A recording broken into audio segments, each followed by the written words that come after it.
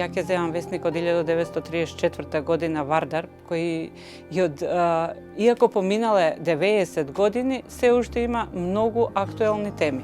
Богат е со настани, ако видиме дека во тоа време нема интернет, нема телевизија, значи постои само радио и весник, дека бил многу богат животот, како општествениот, така и културниот живот.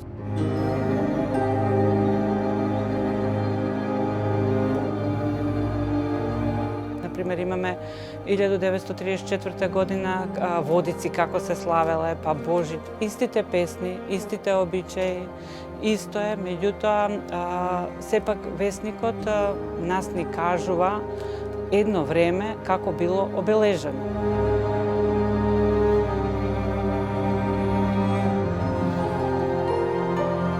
Имаме весници, значи овие што ги спомнав, меѓутоа после Нова Македонија имаме журнал, починка, Остен. Во тоа време кога се формира и Нова Македонија, имаме и Македонка, тоа е првото списание за жени.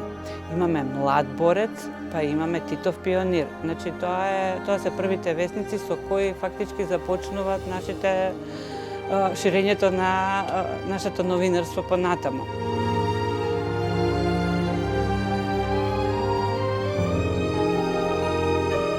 Имаше рубрика на венчани, рубрика на родени, па има кој положил возачки испит, крводарители, таа Скопски компас, разни информации до ден денеска е доста актуелна, затоа што децата обично доаѓаат и као поклон, дали на своите другари или на своите родители, често пати знаат да тој ден кога правеле свадба и кога се објавени у весникот, да им го испринтаат и да биде као некој поклон што се случило на тој ден.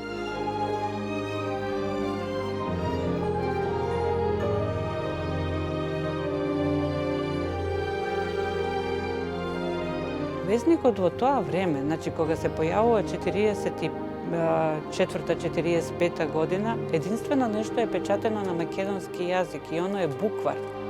Весникот е уствари буквар. Децата по школите се описменувале преку весникот. Имало идеја да се отпечати у многу голем тираж, меѓутоа главна пречка било се печатело онолку примероци колку што имало хартија и самиот Коле Чашуле во своите мемоари пишува дека првите букви, првото четиво што е читано всушност е весникот Нова Македонија.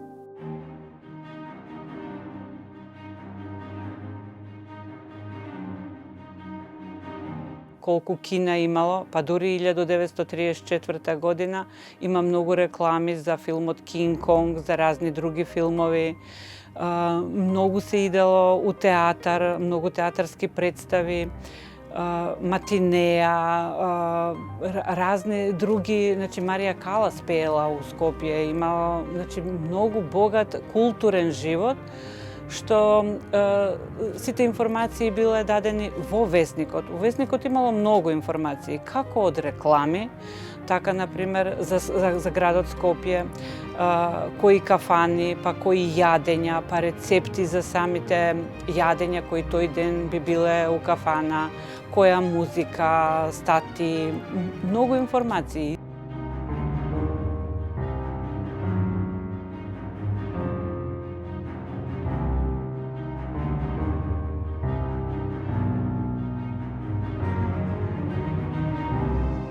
Имаше навика кај луѓето да купуваат весници.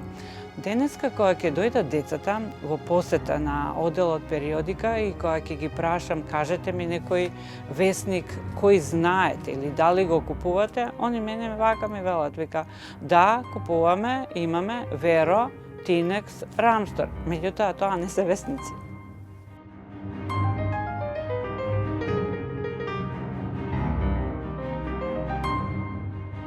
Од помладите, тоа се студентите, кои обично на пауза доаѓаат овде и ќе разлистаат нешто од весници, ќе видат, па ќе побараат постари весници, значи да видат како било порано. Така и почна тоа да си подаруваат што било, што се случило. Ајде дај ми, например, весникот 12 април 1995 да видам што се случило на тој ден. Ја го прашувам зашто, па јас сум роден на тој ден. И ќе листаат, па се смеат, па гледаат. Сега на нив тоа има некои работи што им се интересни.